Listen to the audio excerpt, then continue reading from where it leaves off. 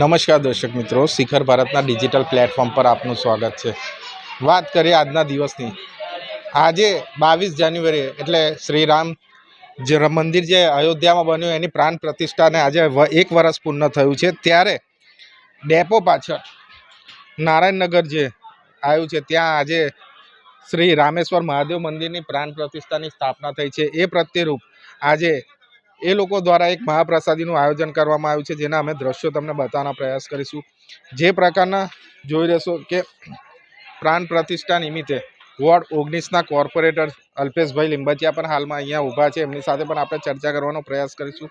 જે રીતના આજનો દિવસ રામના નારાથી ગુંજતો એવામાં આજે શ્રી નારાયણનગર યુવક મંડળ દ્વારા જે પ્રાણ પ્રતિષ્ઠા કરવામાં આવી છે, હાલ જેના દ્રશ્યો અમે તમને બતાવી રહ્યા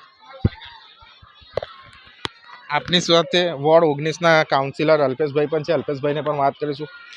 અલ્પેશભાઈ, સર્વ પહેલાં તો શ્રીરામ આજે જે 22 જાન્યુઆરી એટલે ગયા વર્ષે જે શ્રીરામ મંદિરનું સ્થાપના થઈ હતી, આજે 1 વર્ષ પૂર્ણ થયું, શું કહેશો?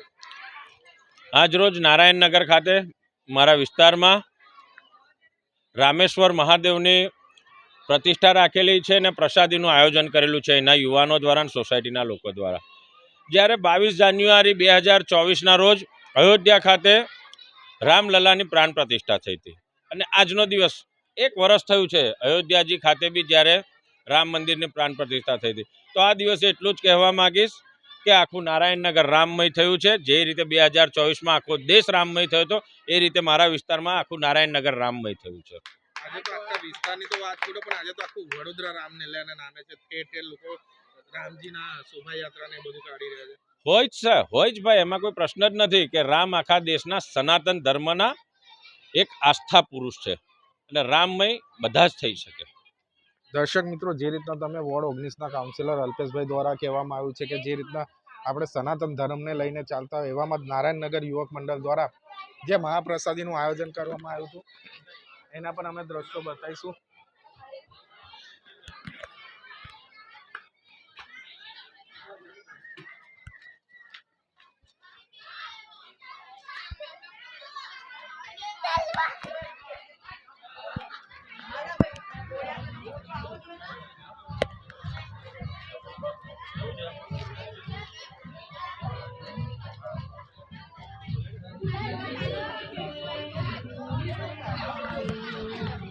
દર્શક મિત્રો, જે રીતના વાત કરીએ આજે જે રીતના 22 જાન્યુઆરી એટલે રામ મંદિરનું જે પ્રાણ પ્રતિષ્ઠા હતી એ નિમિત્તે જે રીતના નારાયણનગર યુવક દ્વારા જે આજે મંદિરની પ્રાણ પ્રતિષ્ઠા પછી જે મહાપ્રસાદીનું આયોજન કરવામાં આવ્યું છે, જેમાં લોકો મોટી સંખ્યામાં ઉમટ્યા છે, જેના અમે દ્રશ્યો બતાવી રહ્યા છે।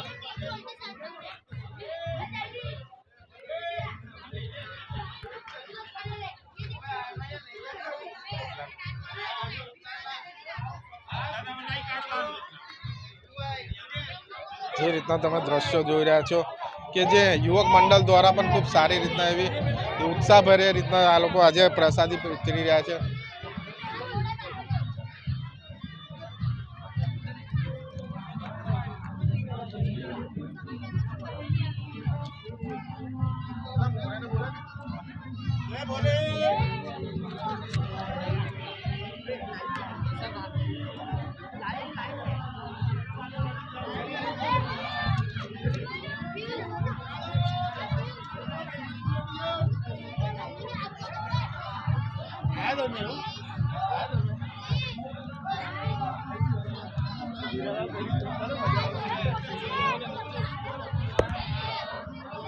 જે રીતના આજે 22 જાન્યુઆરી એટલે 1 વર્ષ પૂર્ણ થશે જે રીતના અયોધ્યાની અંદર રામ મંદિરની પ્રાણ પ્રતિષ્ઠા થઈ હતી ને આજે નારાયણનગર યુવક મંડળ દ્વારા પણ એમની ત્યાં શ્રી રામેશ્વર મહાદેવની મૂર્તિની સ્થાપના કરવામાં આવી છે, મંદિરની પ્રાણ પ્રતિષ્ઠા કરવામાં આવી છે, જેના રૂપે ભાગ સ્વરૂપે આજે નારાયણનગર યુવક મંડળ દ્વારા મહાપ્રસાદીનું આયોજન કર્યા છે, જેમાં મોટી સંખ્યામાં લોકો ઉપસ્થિત રહ્યા હતા, જેના અમે તમને દ્રશ્યો બતાવી રહ્યા છે।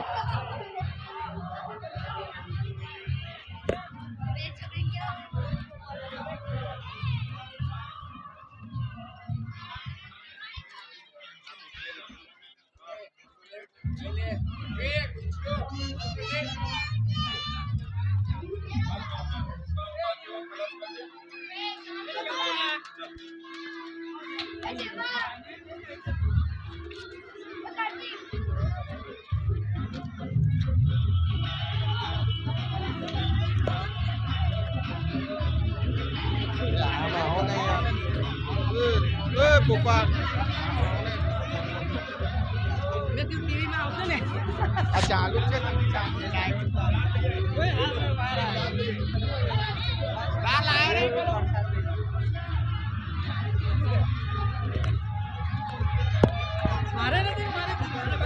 જે રીતના નારાયણનગર યુવક મંડળના પણ એક મોટા વડીલ એમની સાથે પણ આપણા ચર્ચા પ્રયાસ કરીશું.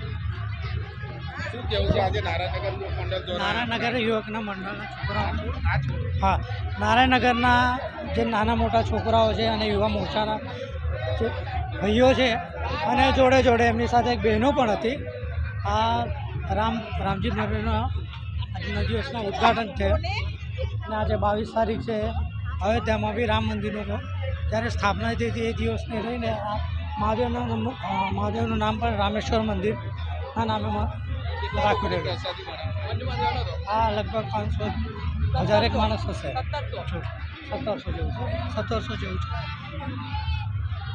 બીજા પણ આપની સાથે શું કેવું છે આજે તમારે મંદિરની પ્રાણ પ્રતિષ્ઠા છે? આજે અમારે જેવું રામજીએ 22 જાન્યુઆરી 2024 રામજીની અયોધ્યામાં સ્થાપના થઈ હતી એવી રીતે અમે રામેશ્વર મહાદેવ મંદિરની 22 જાન્યુઆરી 2025ના દિવસે સ્થાપના કરી અને રામજી ભગવાનના નામેથી સ્થાપના કરવાનું કોઈ ખાસ કારણ? કેમ કે રામજીનો આજે અયોધ્યામાં સ્થાપના થઈ હતી એના લીધે અમે આજે રામેશ્વરની સ્થાપના કરેલી હતી. કિશોર દિગંબર ઠાકુર.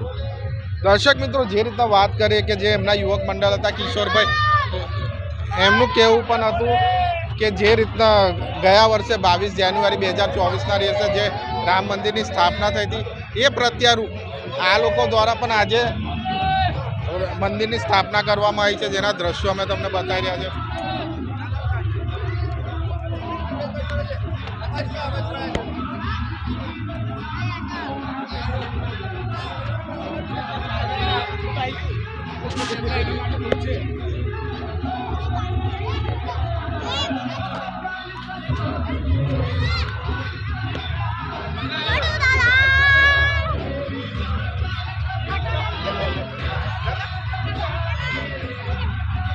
આજે મહાપ્રસાદી લેવા નારાયણનગરમાં બહુ મસ્ત ભોલેનાથનું મંદિર બનાવ્યું છે અને અમને ખૂબ આનંદ થયો છે અને મહાભંડારો છે, મસ્ત પ્રસાદી છે, બહુ બેસ્ટ. કેવું આયોજન છે? જોરદાર. આપણું નામ? મયુર કંચેમ ડેરી વાળા બહુ મસ્ત ભંડારો કર્યો છે નારાયણનગર વાળા લોકોએ, જોરદાર.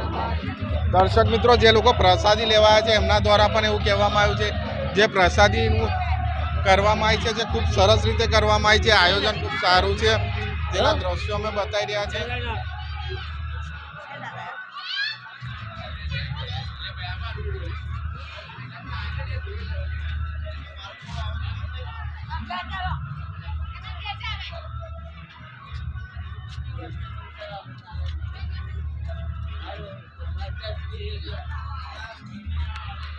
એમની જ્યાં જગ્યા ઓછી હોવાના કારણે એ લોકોએ ગલી ગલીમાં કાઉન્ટર બેસાડી દીધા, જેના કારણે જે ભાવિ ભક્તો આવે એમને તકલીફ નહીં પડે એના કારણસર એ લોકો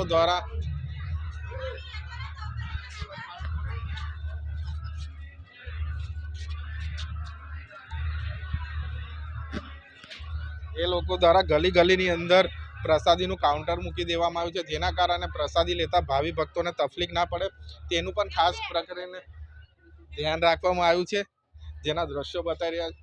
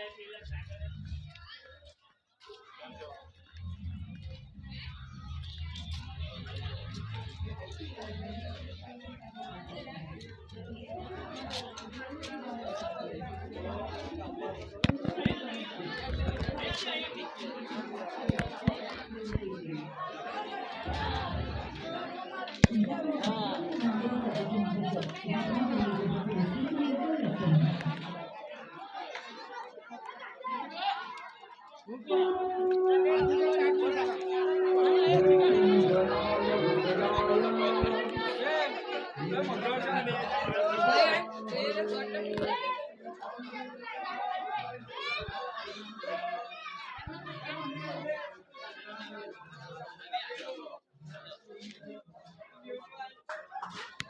નારાયણનગર યુવક મંડળ દ્વારા જે મહાપ્રસાદીનું આયોજન કરેલું એ જગ્યા પણ અમને તમે બતાવી રહ્યા છે કે જે આશરે 1500 વ્યક્તિઓનું જે પ્રસાદી બનાવવામાં આવી છે પ્રસાદીનું બી અમે તમને સ્થળ બતાવી રહ્યા છે કે બધી રીતના ધ્યાન રાખવામાં આવ્યું છે.